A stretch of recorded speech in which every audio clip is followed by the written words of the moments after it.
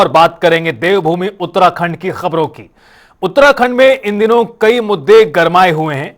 एक और जहां उत्तराखंड रजत जयंती के चलते विशेष विधानसभा का सत्र आयोजित किया गया, तो वहीं दूसरी ओर विपक्ष ने कई मुद्दों को सदन में उठाने का काम किया।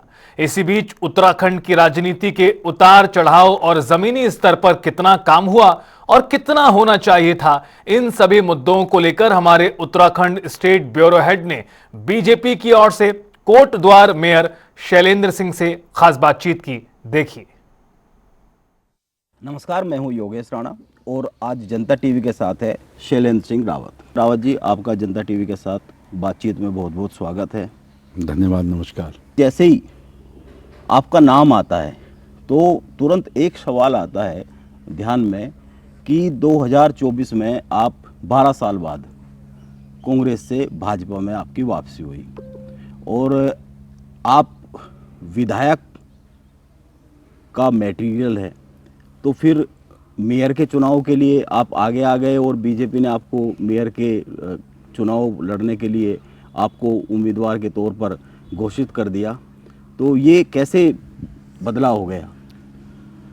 नहीं, पार्टी का विषय रहता है। हम भारतीय जनता पार्टी में हैं। भारतीय जनता पार्टी जब भी जिस रूप में भी हमको आदेश देगी तो हर कार्यकर्ता का एक जिम्मेदारी बनती है कि उसका अनुपालन करे वो 100%। लेकिन पार्टी हर एंगल से देख के, समझ के, सारी चीज़ जान के उसके हिसाब से पार्टी को चुनाव जीतना होता है। पार्टी निर्धारित करती है, सही बात है। कार्यकर्ता को जो जिम्मेदारी दी जाती है वो सही बात है। लेकिन आपको लेकर ये सवाल इसलिए ज़्यादा महत्वपूर्ण हो जाता है कि तकरीबन 12 साल के आसपास कांग्रेस में रहने के बाद आपकी लोकसभा चुनाव के एकदम पहले वापसी हुई।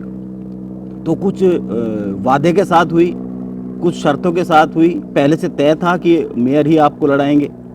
नहीं, मेरा राजनीतिक जीवन भारतीय जनता पार्टी से शुरू हुआ ब्लॉक प्रमुख के रूप में। मैं दुगड्डा का ब्लॉक प्रमुख था और 4 साल में रहने के पश्चात जो है पूरा 5 साल का कार्यकाल नहीं किया मैंने, और उसके बाद पार्टी ने मुझे विधायक का टिकट दिया और मैं विधायक के रूप में जनता के आशीर्वाद से विधायक बना। तो मुझे पता है कि पार्टी अगर मुझे बुलाने के लिए कह रही है तो निश्चित रूप से मेरा कुछ पार्टी की नज़रों में मैं कुछ होऊंगा, कुछ सोचा होगा कि कार्यकर्ता अच्छा है, तो उन्होंने कुछ सोचा होगा, तभी उन्होंने जो है हमको कहा कि आओ। नहीं, पार्टी ने वही सोचा जो आपके मन में था या अपनी कुछ अलग दिशा में सोच लिया? नहीं, मुझे ये पता है कि भारतीय जनता पार्टी जो है हर चीज़ का आंकलन करती है। बहुत कार्यकर्ता लाइन पे रहते हैं, लेकिन चुनाव जब से आदरणीय मोदी जी आए हैं तो सारी चीज़ों का आकलन होता है, सारी चीज़ों को देखा जाता है, समझा जाता है, उसके बाद निर्णय होता है पार्टी स्तर पे। तो जब उन्होंने आमंत्रित किया तो उससे पहले कुछ सोचा रहा हो, उनकी फाइलें तैयार करके कम से कम जिलाधिकारी तक तो वो फाइलें पुटअप हो जानी चाहिए थी।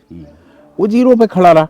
उस पर मैं समझता हूँ कि ना तो सरकार का हस्तक्षेप था, न केवल और केवल आपकी कार्यशैली का वो था। आप अगर कुशल कार्यशैली रखते तो वो फाइलें वहाँ चली जाती, तो आज दिक्कत नहीं होती। हम लोगों ने जितने भी प्रत्याशी रहे होंगे उन्होंने भाषणों में कहा लोगों को रिझाने के लिए, जनता को, कि हम फिजिकल वो बनाएंगे, जिम बनाएंगे, हम पुस्तकालय बनाएंगे, हम पार्क बनाएंगे। हमारे पास भूमि नहीं, कहाँ से बनाएंगे?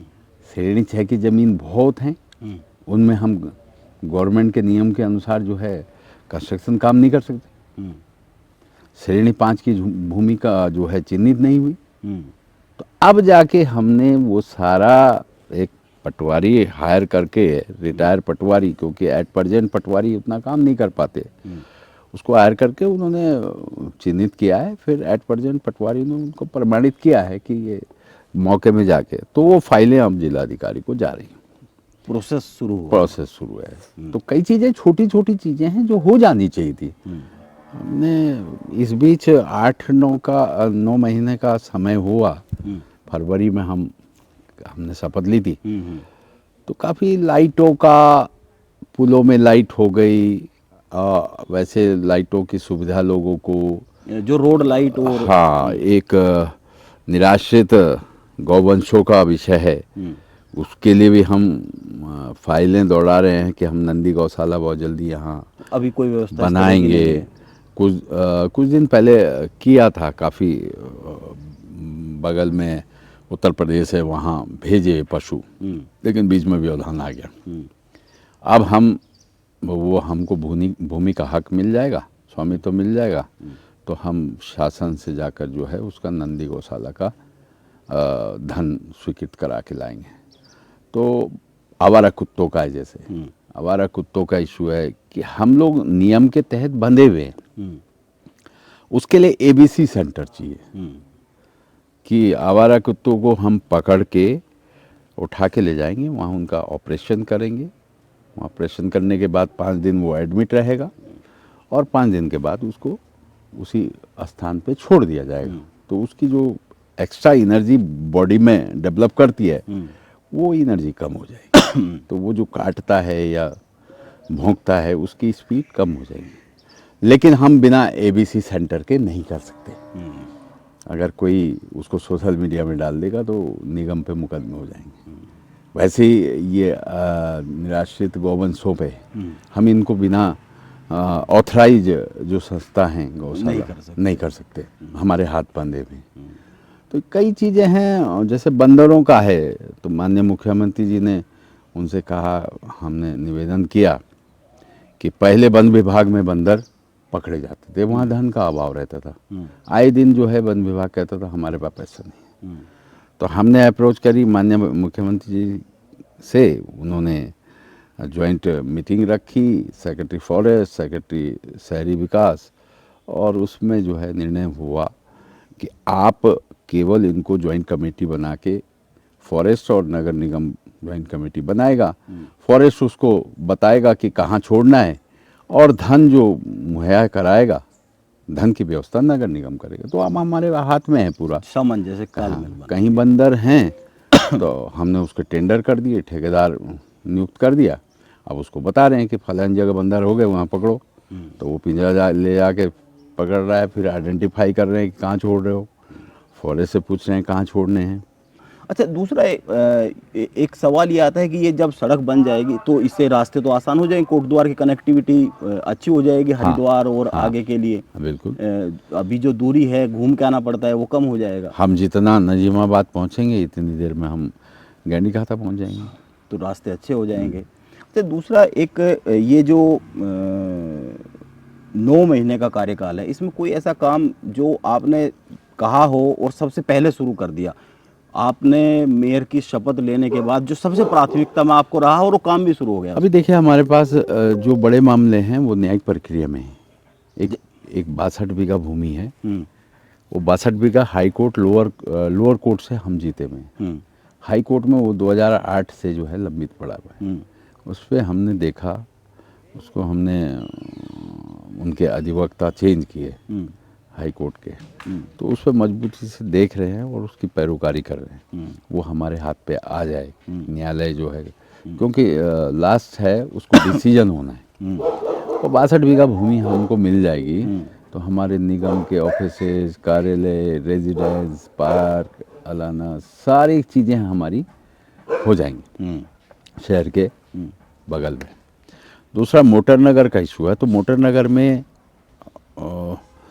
नगर में जो है वो न्यायिक प्रक्रिया में वो भी फंसा हुआ है ना। आर्बिट्रेशन ने 20 करोड़ रुपया फाइन कर दिया उसमें। तो जबकि पीछे जो नगर पालिकाएँ थी या नगर निगम थी, उन्होंने कोई पैरोकारी नहीं करी उसमें। अभी हमने उसके लिए CBRI से लगभग 17 लाख रुपया उनको दिया कि इसका असेसमेंट करो। जो आर्बिट्रेशन का वकील था हमारा निगम का, वो खाली सुनता रहा। इधर से ठेकेदार ने अपनी बात वकील के माध्यम से मजबूती से रखी कि मेरा इतना पैसा खर्च हो गया, इतने पैसे पे इतना ब्याज होता है, चुस्त दुरुस्त करने का प्रयास किया। और स्वच्छता, आदरणीय मोदी जी का भी एक सपना है कि इस देश को जो है 2047 तक विकसित देशों की श्रेणी में लाना है। तो स्वच्छता मुख्य बिंदु है हमारा। एक तो लेकिन स्वच्छता पे क्या है कि जो हमारे निगम जो हमारे देश में जनगणना हुई वो 2011 में 11 में हुई है। 11 का सेंसर है, उसके अकॉर्डिंग कोटद्वार कहीं खड़ा ही नहीं होता। 11 में कोटद्वार की पॉपुलेशन कम थी और अब 25 हो गई, 14 साल का गैप हो गया, पॉपुलेशन ज़्यादा हो गई। जिस वार्ड में हमको 12-15 स्वीपर चाहिए, सफाई कर्मी चाहिए, वहाँ 4 ही हैं। तो कैसे करके सफाई वो निकालें? जनसंख्या के हिसाब से हाँ, है। उससे बाहर जाकर हम आउटसोर्स से भी नहीं रख सकते। हमारा क्राइटेरिया है, ये है मानक कि इतना रख सकते हैं, आपकी पॉपुलेशन इतना है। तो उसको हम अप्रोच कर रहे हैं, माननीय मुख्यमंत्री जी 4 तारीख को आ रहे हैं काशीपुर में। उस बिंदु को हम अप्रोच करेंगे कि इसका रास्ता कुछ निकालिए ताकि हम सफाई कर्मचारी बढ़ाए जाए। सफाई कर्मचारी हम बढ़ा सकें। हम इसके अलावा हमने जन सहभागिता का भी एक खाका खींचा है कि हर वार्ड में 40, 50, 60 महिलाएं जन सहभागिता स्वच्छता पे कराएं। ऐसे ही 40 वार्ड हैं तो 40 वार्डों वो में मतलब स्वेच्छा से जन सहभागिता होगी। 40 वार्ड हैं तो 40 वार्डों में हम सब जगह समूह के रूप में महिलाओं का एक वो ग्रुप बनाए, वार्ड वाइज। हाँ, वार्ड वाइज। और उसके बाद हम उनको अच्छी धनराशि पारितोषिक के रूप में, जब सर्वेक्षण के माध्यम से कि भाई 40 वार्डों में कौन सा पहला नंबर आया, कौन दूसरा नंबर आया, कौन तीसरा नंबर, उनको प्रोत्साहन, बड़ी धनराशि प्रोत्साहन के रूप में। क्योंकि हमारे पास अल्टरनेट व्यवस्था ही नहीं है कि हम सफाई कर्मी बढ़ा नहीं सकते, तो अब ये रास्ता निकाला है। 27 में चुनाव आ रहे हैं विधानसभा के, आप यहाँ का नेतृत्व कर चुके हैं, इसके साथ साथ आप यमकेश्वर से चुनाव भी लड़ चुके हैं, तो कुछ इच्छा है फिर से देहरादून विधानसभा की तरफ जाने की? नहीं, कार्यकर्ता की हर आदमी की इच्छा होती है, लेकिन कार्यकर्ता पार्टी पे निर्भर होता है। पार्टी जो आदेश करेगी। नहीं, लेकिन इसमें एक चीज है, मैं आपकी बात रोक के मैं कहूँ, कार्यकर्ता पार्टी की इच्छा पर निर्भर होता है, लेकिन पार्टी ये भी कहती है कि आप अपनी बात फोरम पर रख दो। आप हमारे सामने नहीं रखेंगे, लेकिन फोरम नहीं, वो पार्टी सारी चीज देखती है। पार्टी किसको सेलेक्ट करेगी ये पार्टी का विषय है। हम तो कार्यकर्ता हैं, हमको कहा है मियां लड़ो, हमने लड़ लिए। अब पार्टी अगर कहीं पे कहेगी यहाँ खड़े रहो तो खड़े रहेंगे, लेकिन पार्टी का ही विषय है, हमारा विषय नहीं है वो।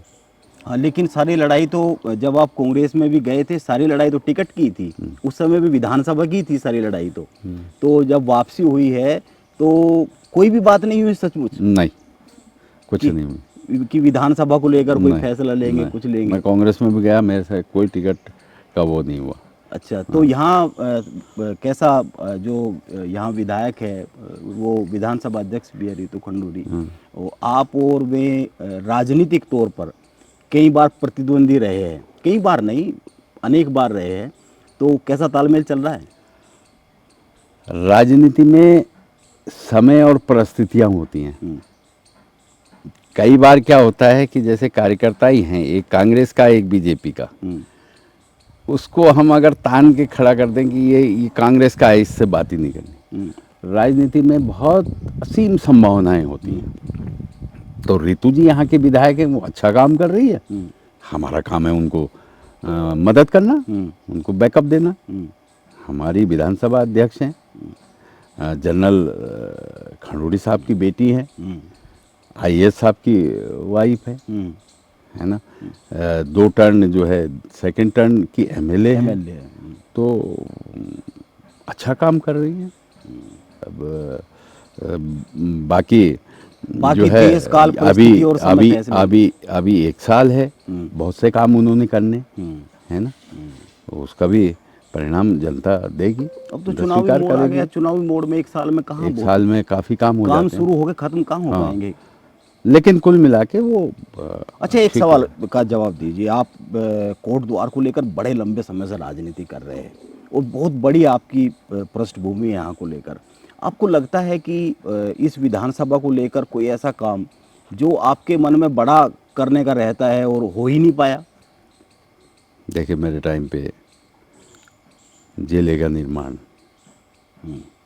घोषणा हो गई थी। डॉक्टर निशंक साहब ने, मुख्यमंत्री थे, उन्होंने घोषणा कर दी, वो नहीं हुआ।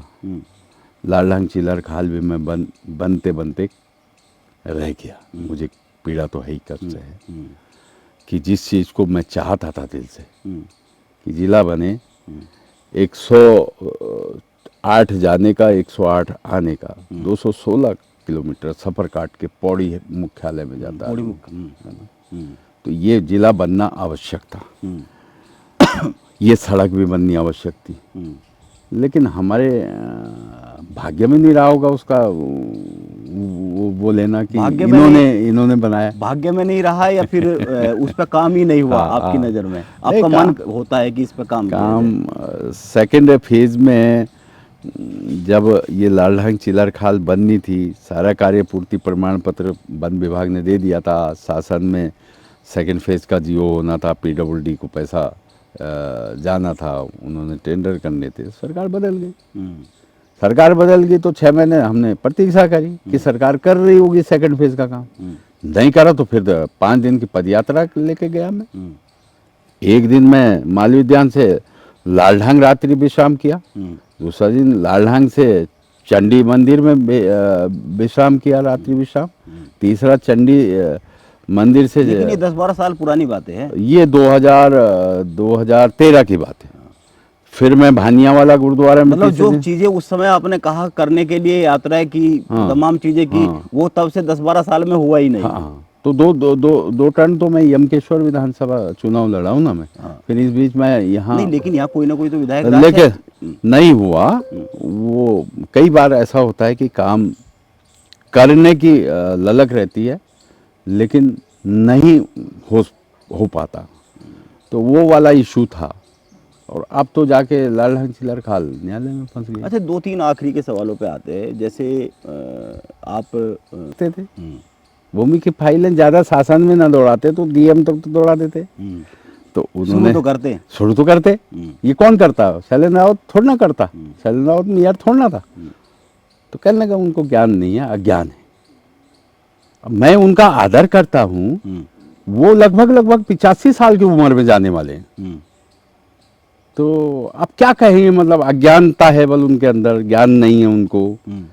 ये जनता के विकास के कामों के लिए हम बोल रहे हैं, हम अपने घर के लिए नहीं बोल रहे हैं कि हमारे बेटे को ये लाभ दे दो, हमारे परिवार को ये लाभ दे दो। हम जनता के जो मुद्दे हैं उनके लिए बोल रहे हैं आपसे। अब आप उसमें अज्ञान और अज्ञानता का शब्द ले आ रहे हो। 10 साल से एक अच्छी उपलब्धि को तरस रही है कांग्रेस, तो 12 साल का जो अनुभव है आपका कांग्रेस का, आपको क्या लगता है? कांग्रेस देखिए, संगठन खत्म है कांग्रेस का। कांग्रेस के पास न तो सेंटर में लीडर है, न राज्य में लीडर हैं जो संघर्ष करें, और न कॉन्स्टिट्यूंसी में लीडर है। जो 20-22 सीटें हैं कांग्रेस की, उनमें जैसे मयूख महर, हरीश धामी, प्रीतम सिंह जी, इस टाइप के विधायक हैं, जहाँ विधायक है वहाँ संगठन होगा। ये बाकी जगहों में कांग्रेस को कांग्रेस ही हराती है, और कांग्रेस लेकिन जहाँ उनके संगठन विहीन है। लेकिन तोड़ के तो आप ला रहे हैं, कांग्रेस को चाहिए नहीं रही है जनता। लेकिन अगर आप देखें, एक मोटा सा एक आंकड़ा है जो 17 में और 22 में जहाँ से उन्होंने अपने उम्मीदवार उतारे थे, भले ही वो हार भी गए, मेन बट उनको तोड़ के ले आए। क्या बीजेपी में कम पड़ गए? क्या लोग नेता कम पड़ रहे हैं? कांग्रेस के खिलाफ इतना वातावरण है कि आम जनता भी उनको वोट नहीं देना चाहती, और उनके नेता भी असुरक्षा महसूस कर रहे हैं वहाँ। ये 12 साल का अनुभव है आपका? हाँ, मेरा घुटन महसूस कर रहे हैं कि यार कब तक। ऐसे नेता थे जो बोलते थे कि कांग्रेस 25-30 साल तक नहीं आएगी। हम तो कांग्रेस में थे, हमसे जब चर्चाएं होती थी कि भाई साहब 30 साल तक नहीं आती, सिस्टम ध्वस्त हो गया, कैसे करके सरवाइव करोगे आप? तो कांग्रेस का जो अब अंदरूनी कोई ना कोई अगर वार्ड का, बीजेपी में इस तरह का झगड़ा नहीं है? बिल्कुल नहीं है। चर्चाएं तो बड़ी होती बीजेपी है, में खेमेबाजी होती नहीं, है। नहीं, बीजेपी में जो है संगठन सर्वोपरि। आखिर वार्ड में नेता तो होना चाहिए, तभी तो लोग नेता बनाएंगे उसको। और जब हमारा विधानसभा में कोई MLA के लायक ही नहीं है 50 सीटों में, तो कैसे सरकार आ जाएगी कांग्रेस की? 22 में ये दिक्कत हुई। जितने नेता आपके मजबूत हैं प्रदेश स्तर के, उनको लगाओ ना एक एक विधानसभा में, क्यों नहीं लगाते? तो कैसे करके अच्छा, survive? 2 सवाल है। अभी हरीश रावत ने एक बात कही, हालांकि देहरादून की राजनीति से जुड़ा है, लेकिन उन्होंने जो बात कही वो पूरे प्रदेश के संदर्भ में कह दी। उन्होंने कहा कि ब्राह्मणों को आगे बढ़ाना चाहिए कांग्रेस में। तो ये जो बार बार उत्तराखंड को लेकर ठाकुर राजनीति, ब्राह्मण राजनीति, कुमाऊं और गढ़वाल, ये सब जो चीज़ें कहीं जरूरी होती है क्या राजनीति नहीं, में? गलत शब्द है। ब्राह्मण, राजपूत, अनुसूचित जाति, ओबीसी, इस टाइप से अगर आपका सोच है तो आप प्रदेश को आगे नहीं ले जा सकते। लेकिन टिकट तो इसी आधार पर बांटे जाते हैं। आज और जो संगठन में भी बहुत सारे पदाधिकारी और बहुत सारे हमारे यहाँ बहुत नेता हैं जिनका वहाँ घर नहीं है, वो जाति के नहीं हैं, वो प्रदेश के नहीं हैं। बहुत उदाहरण है, उसका उल्लेख करूँ तो मैं उचित नहीं समझता। बहुत से लोग हैं जो जीत के विधायक भी रहे, जीत के जो है मेयर भी हैं, जीत के जो है, हाँ, भारतीय जनता पार्टी का संगठन ने तय कर दिया, बिल्कुल, वो किसी जाति का, किसी धर्म का, किसी वर्ग का होगा, अगर कमल का फूल दे दिया तो उसको कार्यकर्ता जिताता है। अब कांग्रेस में तो जब संगठन विहीन है, कांग्रेस में नेता विहीन है, तो वो करेंगे ये राजपूत, ये ब्राह्मण, ये अनुसूचित जाति, ये ओबीसी, ये फलाना। अच्छा, आखिरी के छोटे छोटे 3 सवाल लेते हैं। अभी उत्तराखंड 25 साल का हो गया, रजत जयंती सब है। अक्सर ये कहा जाता, कहा नहीं जाता, ये फैक्ट है, बहुत सारे विषय को लेकर, जैसे हेल्थ को लेकर, एजुकेशन को लेकर, उत्तराखंड वो नहीं पा पाया, उत्तराखंड का नागरिक जो पाना चाहिए था। तो आप इसके लिए नेताओं को ज़्यादा जिम्मेदार मानते हैं, ब्यूरोक्रेसी को ज़्यादा जिम्मेदार मानते हैं, या उत्तराखंड में जो नागरिक की राजनीतिक जागरूकता है आप उसमें कमी पाते हैं? नहीं, सरकारों ने काम किया है। हेल्थ का विषय है तो हेल्थ का विषय जो है, कुछ चीज़ें हो सकती हैं कि उसमें कमी रही होंगी सरकारों की, लेकिन ऐसा नहीं है कि हेल्थ का विषय। Medical college, Doon medical college है, पिथौरागढ़ मेडिकल कॉलेज है, अल्मोड़ा मेडिकल कॉलेज है, तमाम पहाड़ मेडिकल पे दिक्कत कॉलेज बहुत बने है। हैं, यहाँ से पैदा हो रहे हैं। लेकिन दिक्कतें ये आ रही है कि पहाड़ों में डॉक्टर बॉन्डेड हैं, कई तो अपना बॉन्ड छोड़ के चले जा रहे हैं, क्योंकि पर्वतीय हिस्सों में, क्योंकि मेरा मानना है कि ऊपर मेडिकल कॉलेज नहीं बनने चाहिए, मेडिकल कॉलेज मैदान में होने चाहिए, फैकल्टी आराम से आ जाएंगी। तो जो बॉन्डेड हैं वो कम से कम, बड़े हॉस्पिटल है, सिनर्जी है, और जो है और हॉस्पिटल हैं, तो कम से कम आदमी को सुविधा तो मिली ना, नया प्रदेश होने के कारण से, जो है राजधानी बनने के कारण से मेडिकल हेल्थ को मजबूती मिली है। हम लोग भी अब दिल्ली नहीं जाते, हम लोग पहले देहरादून जाते हैं। तो कहीं ना कहीं सुधार तो हुआ है, लेकिन अभी कुछ समय और सरकारों को चाहिए ताकि ये पूरी तरीके से फिलअप कर ले। अच्छा, एक आखिरी सवाल है बिल्कुल, एज ए राजनेता आप अपनी सबसे जो स्ट्रेंथ है, आप सबसे क्या मानते हैं? सबसे स्ट्रेंथ तो जनता है। जनता है। हाँ, हम अगर अच्छा काम करेंगे तो जनता स्वीकार करेगी। और सबसे बड़ी कमजोरी क्या मानते हैं आप? जनता स्वीकार करेगी तो नेता को आगे बढ़ाती है, दौड़ाती है। और सबसे बड़ी कमजोरी? कमजोरी अगर जनता के प्रति समर्पण नहीं है, जनता के प्रति ईमानदारी नहीं है, जनता के प्रति इच्छा शक्ति नहीं है, जनता के प्रति कर्मठता नहीं है, तो वो व्यक्ति की कमजोरी होती है, चाहे राजनीतिक दल का व्यक्ति हो, चाहे सामान्य व्यक्ति हो। ये जीवन में काम आने वाली चीज़ है। आपका ईमानदारी, समर्पण, आपकी कर्मठता, आपकी निष्ठा, आपकी इच्छा शक्ति जहाँ खड़े हैं उसमें मजबूती दिखनी चाहिए। आत्मविश्वास आपके मन को होना चाहिए कि मैं जो कर रहा हूँ वो सही कर रहा हूँ। निश्चित तौर पर जो है जनता स्वीकार करेगी 100%। और मैंने ये देखा है, अपना 22 साल का राजनीतिक अनुभव है कि जनता स्वीकार करती है, ऐसा नहीं है। वो हराना जीताना, हारना जीतना वो अलग विषय है, वो समीकरणों में होता है, वातावरणों में होता है, लेकिन आपकी क्या जनता के प्रति जिम्मेदारी बनती है, उस पर जनता महसूस करे कि हमारा नेता ठीक है। बिल्कुल ये हमारे साथ थे कोटद्वार के मेयर रावत जी। और जनता के प्रति ईमानदारी रहती है तो कामयाबी राजनीति में मिलती है। और 25 साल का उत्तराखंड हो गया है, हेल्थ सेवाओं का इंफ्रास्ट्रक्चर खड़ा करने में वक्त लगता है, बहुत कुछ सुधर गया है, बहुत कुछ सुधरने की ज़रूरत है, ये भी इनकी राय है। आपका जनता टीवी से बातचीत करने के लिए बहुत बहुत धन्यवाद रावत जी। अक्सर ये कहा जाता, कहा नहीं जाता, ये फैक्ट है, बहुत सारे विषय को लेकर, जैसे हेल्थ को लेकर, एजुकेशन को लेकर उत्तराखंड वो नहीं पा पाया, उत्तराखंड का नागरिक जो पाना चाहिए था। तो आप इसके लिए नेताओं को ज़्यादा जिम्मेदार मानते हैं, ब्यूरोक्रेसी को ज़्यादा जिम्मेदार मानते हैं, या उत्तराखंड में जो नागरिक की राजनीतिक जागरूकता है आप उसमें कमी पाते हैं? नहीं, सरकारों ने काम किया है।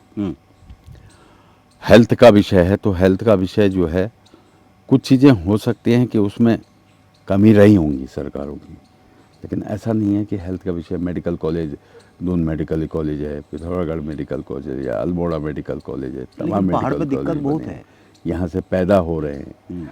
लेकिन दिक्कत ये आ रही है कि पहाड़ों में डॉक्टर बॉन्डेड हैं, कई तो अपना बॉन्ड छोड़ के चले जा रहे हैं, क्योंकि पर्वतीय हिस्सों में। क्योंकि मेरा मानना है कि ऊपर मेडिकल कॉलेज नहीं बनने चाहिए, मेडिकल कॉलेज मैदान में होने चाहिए, फैकल्टी आराम से आ जाएंगी। तो जो बॉन्डेड हैं वो कम से कम एम्स है, सारे बड़े बड़े हॉस्पिटल हैं, सिनर्जी है, फला और जो है और हॉस्पिटल हैं, तो कम से कम आदमी को सुविधा तो मिली ना, नया प्रदेश होने के कारण से, जो है राजधानी बनने के कारण से मेडिकल हेल्थ को मजबूती मिली है। हम लोग भी अब दिल्ली नहीं जाते, हम लोग पहले देहरादून जाते हैं, तो कहीं ना कहीं सुधार तो हुआ है, लेकिन अभी कुछ समय और सरकारों को चाहिए ताकि ये पूरी तरीके से फिलअप कर ले।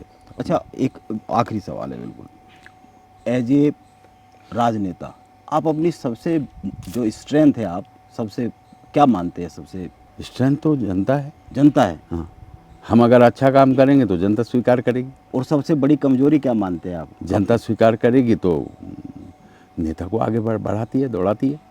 और सबसे बड़ी कमजोरी? कमजोरी अगर जनता के प्रति समर्पण नहीं है, जनता के प्रति ईमानदारी नहीं है, जनता के प्रति इच्छा शक्ति नहीं है, जनता के प्रति कर्मठता नहीं है, तो वो व्यक्ति की कमजोरी होती है, चाहे राजनीतिक दल का व्यक्ति हो, चाहे सामान्य व्यक्ति हो। ये जीवन में काम आने वाली चीज़ है। आपका ईमानदारी, समर्पण, आपकी कर्मठता, आपकी निष्ठा, आपकी इच्छा शक्ति जहाँ खड़े हैं उसमें मजबूती दिखनी चाहिए। आत्मविश्वास आपके मन को होना चाहिए कि मैं जो कर रहा हूँ वो सही कर रहा हूँ। निश्चित तौर पर जो है जनता स्वीकार करेगी 100%। और मैंने ये देखा है, अपना 22 साल का राजनीतिक अनुभव है कि जनता स्वीकार करती है, ऐसा नहीं है। वो हराना जिताना, हारना जीतना वो अलग विषय है, वो समीकरणों में होता है, वातावरणों में होता है, लेकिन आपकी क्या जनता के प्रति जिम्मेदारी बनती है, उस पर जनता महसूस करे कि हमारा नेता ठीक है। बिल्कुल, ये हमारे साथ थे कोटद्वार के मेयर रावत जी। और जनता के प्रति ईमानदारी रहती है तो कामयाबी राजनीति में मिलती है।